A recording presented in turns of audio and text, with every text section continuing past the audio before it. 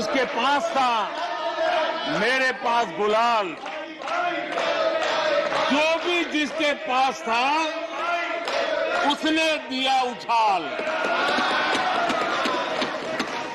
करने से पहले ये भी तो देखो कि कर्नाटका में 1,70,00,000 जनधन बैंक अकाउंट खुले हैं। इतना ही नहीं, उन्हीं के इलाके में कलबुर्गी में 8 लाख से ज्यादा जनधन खाते खुले हैं।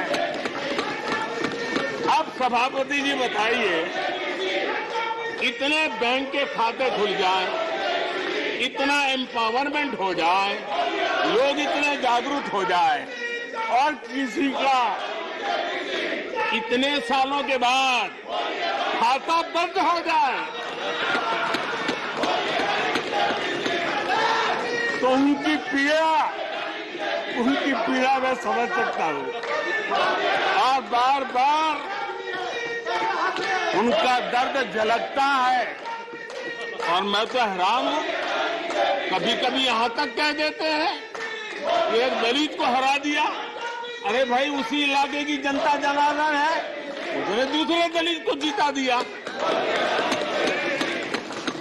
अब आपको जनता नकार दे रही है, आपको हटा रही है, आपका खाता बंद कर रही है और आप रोना यहां रो रहे हो। और वो रास्ता हमने चुना है सेचुरेशन का। हर योजना के जो लाभार्थी है 100% लाभ कैसे पहुंचे, 100% लाभार्थियों को लाभ पहुंचे, बिना रोक टोक के लाभ पहुंचे। और मैं कहता हूं, अगर सच्चा पंथ निरपेक्षता है तो यही है, सच्चा सेक्युलरिज्म है तो यही है। और सरकार उस राह पर बड़ी ईमानदारी के साथ चल पड़ी है। ये तुष्टीकरण की आशंकाओं को समाप्त कर देता है। फलानी जाति को मिलेगा, फलाने परिवार को मिलेगा, फलाने गांव को मिलेगा, फलानी बिरादरी को मिलेगा, फलाने पंथ संप्रदाय वालों को मिलेगा। ये सारी तुष्टीकरण की आशंकाओं को खत्म कर देता है। और मेरे ही देश के वैज्ञानिकों ने आज दुनिया में जिसको स्वीकृति मिली है ऐसी वैक्सीन से, मेरे देशवासियों का ही नहीं 150 देशों के लोगों की आवश्यकताओं को पूरी किया जाता है। ये विज्ञान के विरोधी लोग, ये टेक्नोलॉजी के विरोधी लोग,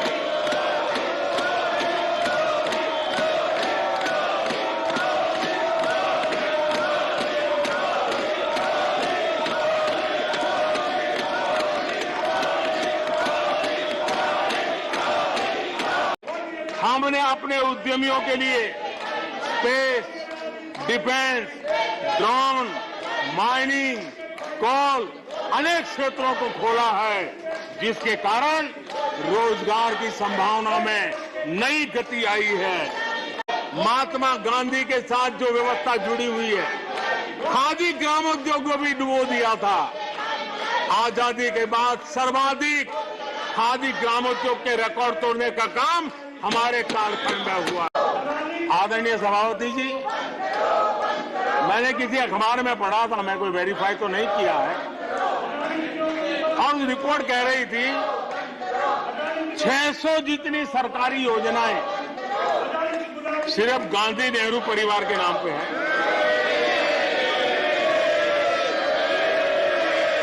आदरणीय सभापति जी,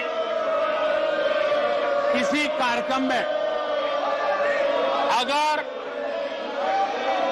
नेहरू जी के नाम का उल्लेख नहीं हुआ तो कुछ लोगों के बाल खड़े हो जाते हैं, उनका लहू एकदम गर्म हो जाता कि नेहरू जी का नाम क्यों नहीं दिया। आदरणीय सभापति जी, मैं बहुत आश्चर्य होता है कि चलो भाई, हमसे कभी छूट जाता होगा नेहरू जी का नाम, और छूट जाता होता तो हम ठीक भी कर लेंगे, क्योंकि वो देश के पहले प्रधानमंत्री थे। लेकिन मुझे ये समझ नहीं आता है कि उनकी पीढ़ी का कोई व्यक्ति नेहरू सरनेम रखने से डरता क्यों है?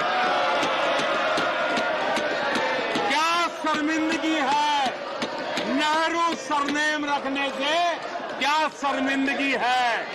इतना बड़ा महान व्यक्तित्व अगर आपको मंजूर नहीं है, परिवार को मंजूर नहीं है, और हमारा हिसाब मांगते रहते हो। आदरणीय सभापति जी, ये सदियों पुराना देश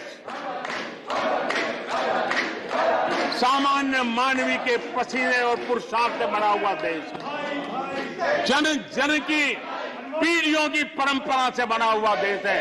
ये देश किसी परिवार की जागीर नहीं है। हमने मेजर ध्यानचंद जी का नाम पर खेल रत्न का पुरस्कार कर दिया। अंडमान में नेताजी सुभाष के नाम पर, स्वराज के नाम पर हमने द्वीपों का नामकरण किया। हमें गर्व हो रहा है। नेताजी सुभाष बोस के योगदान के लिए देश गर्व करता है, हम गर्व करते हैं। इतना ही नहीं, जो लोग आए दिन हमारे देश की सेना को नीचा दिखाने का मौका नहीं छोड़ते, हमने इन द्वीपों को परमवीर चक्र प्राप्त करने वाले सेनानियों के नाम कर दिया। आने वाली सदियों तक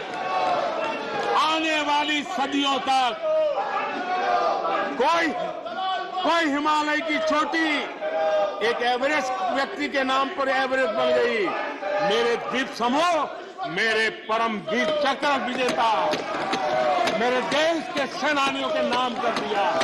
ये हमारी श्रद्धा है, ये हमारी भक्ति है, और उसको लेकर के हम चलते हैं। जरा इतिहास उठा करके देख लीजिए, वो कौन पार्टी थी, वो लोग कौन सत्ता में बैठे थे जिन्होंने आर्टिकल 356 का सबसे ज्यादा दुरुपयोग किया।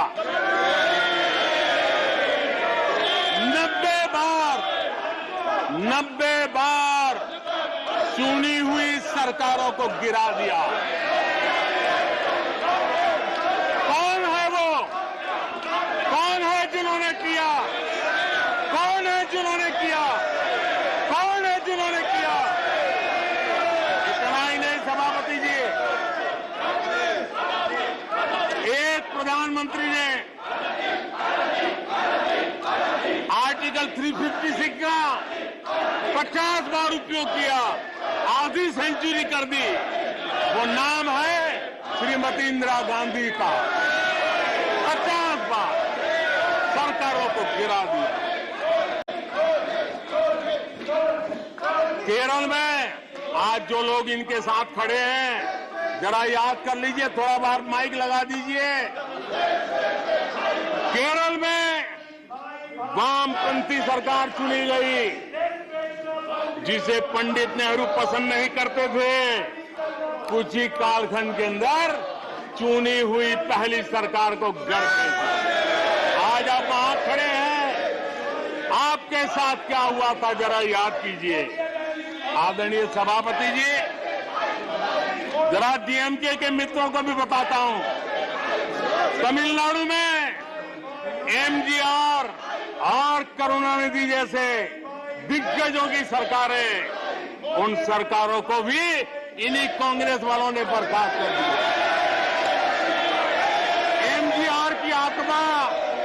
एमजीआर की आत्मा देखती होगी आप कहां खड़े हो। यहां पर पीछे बैठे हैं इस सदन के वरिष्ठ सदस्य, और जिनको मैं हमेशा एक आदरणीय नेता मानता हूं, श्रीमान शरद पवार जी।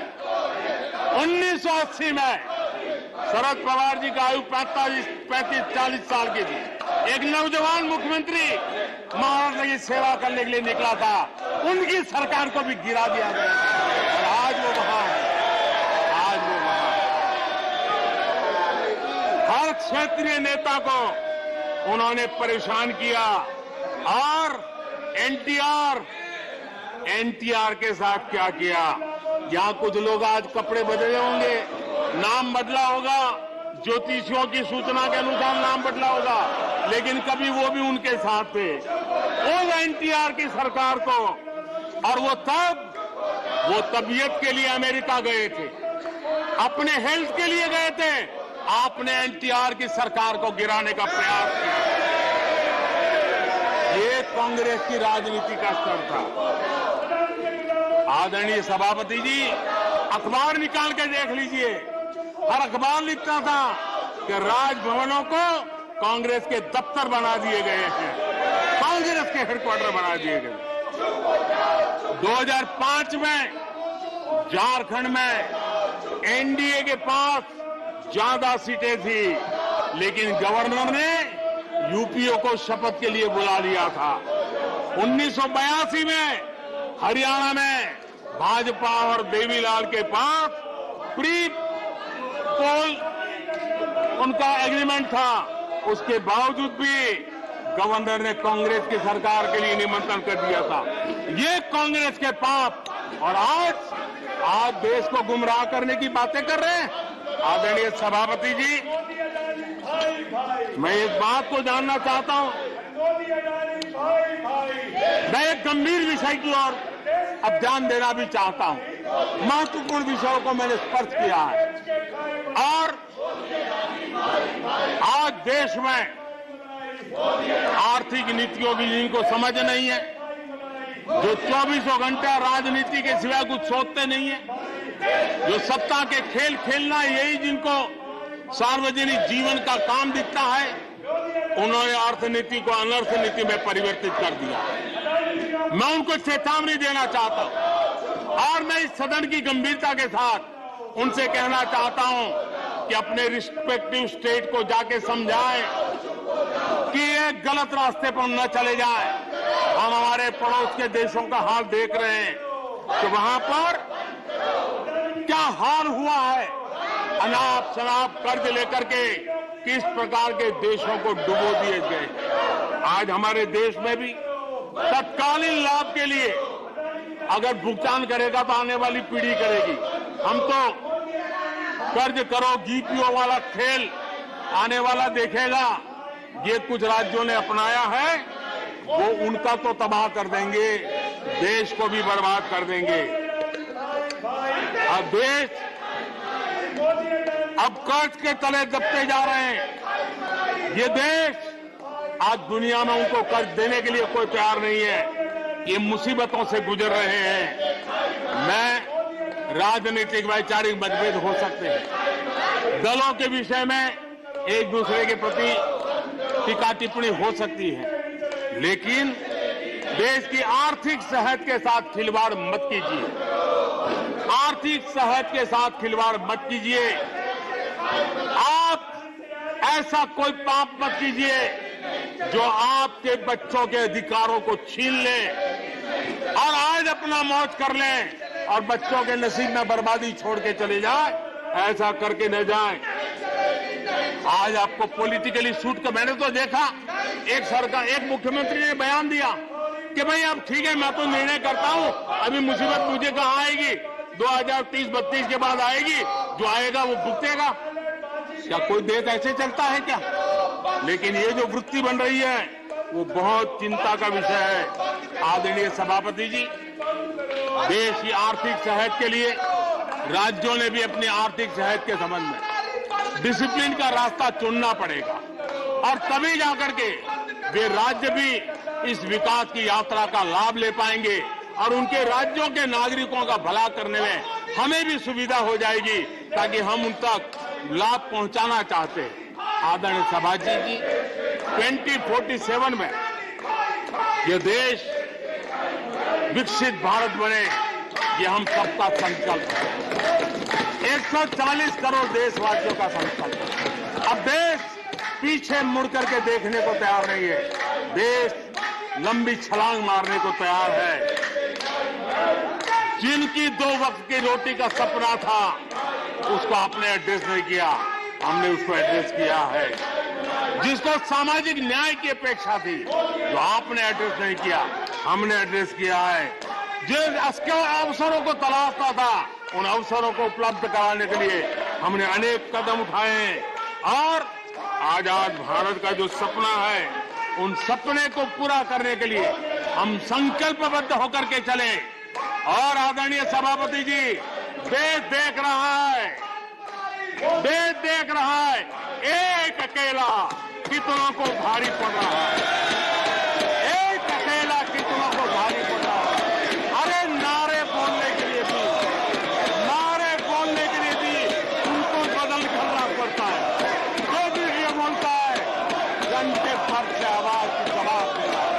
आदरणीय सभापति जी, एक कन्विक्शन के कारण चला हूं, देश के लिए जीता हूं, देश के लिए कुछ करने के लिए निकला हुआ हूं। और इसलिए ये राजनीतिक खेल खेलने वाले लोग, उनके अंदर वो हौसला नहीं है, वो ढूंढ रहे हैं, बचने का रास्ता खोज रहे हैं। आदरणीय सभापति जी, राष्ट्रपति जी के उम्दा भाषण को, राष्ट्रपति जी के मार्गदर्शक भाषण को, राष्ट्रपति जी के प्रेरक भाषण को इस सदन के अंदर अभिनंदन करते हुए, धन्यवाद करते हुए, आपका भी आभार व्यक्त करते हुए अपनी बात को समाप्त करता हूं।